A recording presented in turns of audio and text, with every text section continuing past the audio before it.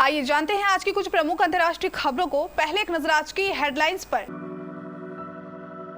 जब चन्नी में पीएम मोदी, तोहफा देकर किया स्वागत, किसान और कृषि कानून पर चर्चा।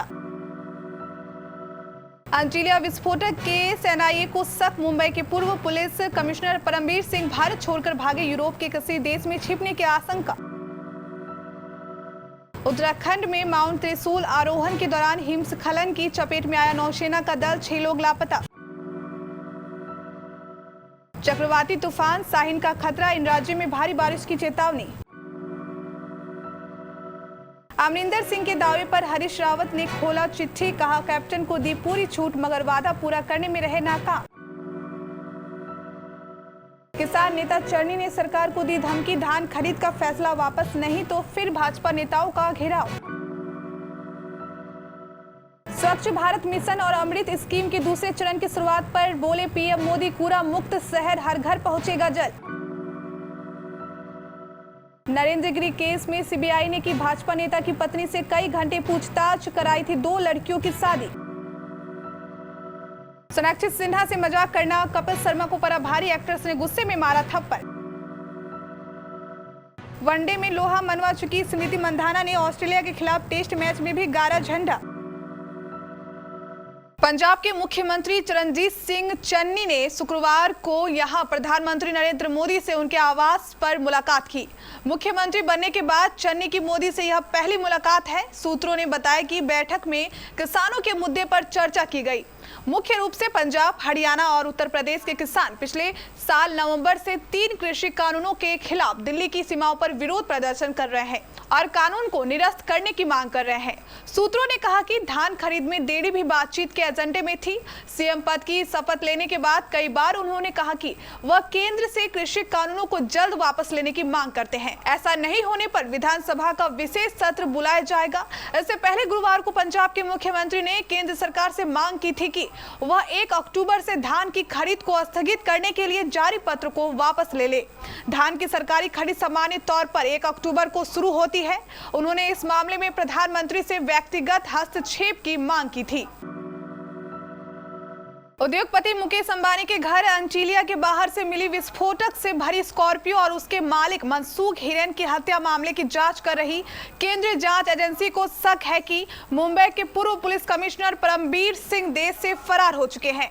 एनआईए ने उन्हें कई बार पूछताछ के लिए समन भेजा, लेकिन उनकी ओर से इसे रिसीव नहीं किया गया है। जांच एजेंसी का मानना है कि हो सकता है परमबीर गिरफ्तारी के डर से देश छोड़ चुके हैं। इस मामले पर राज्य के गृह मंत्री दिलीप वालसे पाटिल ने कहा कि जांचकर्ताओं को संदेह है कि पूर्व पुलिस आयुक्त परमबीर सिंह नतीजों के डर से देश छोड़कर भाग गए और हम उनकी तलाश कर रहे हैं। हम उन्हें खोजने के लिए केंद्रीय गृह मंत्रालय के साथ काम कर रहे हैं। उनके मिलने पर कड़ी कार्रवाई की जाएगी। उत्तराखंड के माउंट त्रिशूल के आरोहण के लिए गया नौसेना दल का हिमस्खलन की चपेट में आ गया है। इसके कारण 5 पर्वतारोही और 1 पोर्टर लापता बताया जा रहा है। प्रारंभिक जानकारी के अनुसार ये माउंट त्रिशूल के आरोहण के दौरान हिमस्खलन आने से यह हादसा हुआ। नेहरू पर्वतारोहण संस्थान से राहत बचाव टीम कर्नल अमित बिष्ट के नेतृत्व में त्रिशूल चोटी के लिए रवाना हुई। टीम जोशीमठ पहुंच गई है, लेकिन मौसम खराब होने के कारण आगे नहीं पहुंच पा रही है। मौसम ठीक होते ही राहत बचाव कार्य शुरू कर दिया जाएगा। पूर्वोत्तर अरब सागर के ऊपर बन रहा चक्रवाती तूफान साहिन अगले 12 घंटों के दौरान और तेज हो सकता है। मौसम विभाग के मुताबिक चक्रवाती तूफान साहिन के आज देर रात तक या कल सुबह तक खतरनाक रूप ले सकता है।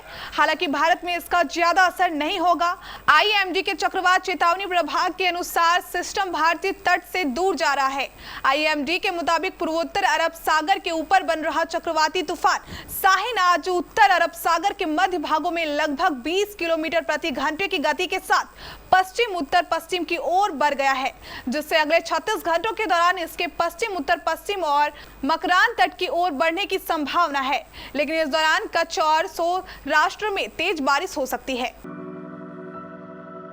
पंजाब में मची राजनीतिक घमासान के बीच उत्तराखंड के पूर्व सीएम और कांग्रेस प्रभारी हरीश रावत ने कैप्टन अमरिंदर सिंह को लेकर बड़ा हमला बोला है। कैप्टन अमरिंदर सिंह की खुद को अपमानित किए जाने वाले दावे पर हरीश रावत ने उनके अपराध गिनाते हुए लंबा बयान जारी किया है। रावत ने कहा कि कांग्रेस पार्टी ने अमरिंदर सिंह को 2 बार 2002 से 2007 और 2017 से 2021 तक सीएम बनाया, उन्हें मुख्यमंत्री के तौर पर पूरी तरह से भी छूट दी। इसके बावजूद कैप्टन अमरिंदर सिंह ड्रग्स, बिजली समेत कई महत्वपूर्ण वादों को पूरा करने में नाकाम रहे।